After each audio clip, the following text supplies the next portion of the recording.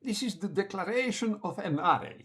Constant name setName equal useState.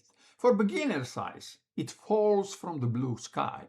They know nothing about this JavaScript expression. useState is not even JavaScript vocabulary, but only React vocabulary. But below that declaration, there is a lot of code invisible to us. That code does a lot of work instead of us. Because of the word declaration here, we call this programming paradigm declarative programming. It is the opposite of imperative programming, where everything is visible to us. Everything is coded by the developer. Now, we see why React and other libraries were invented.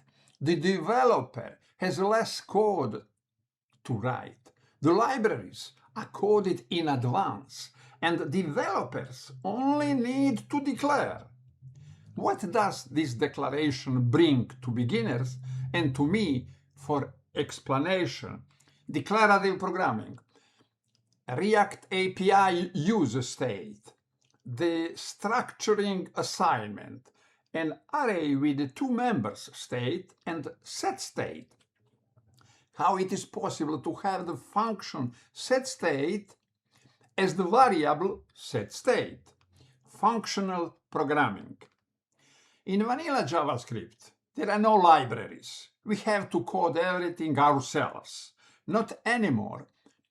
Thanks to AI, React and other libraries take all the boilerplate by themselves and automatically guide us into declarative programming and big confusion for beginners.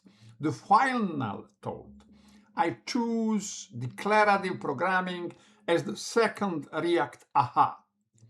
Everything else from the unordered list above is known from before. The explanation follows in the next video.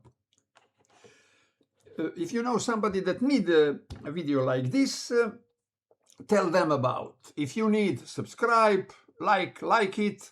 Thank you for watching this video.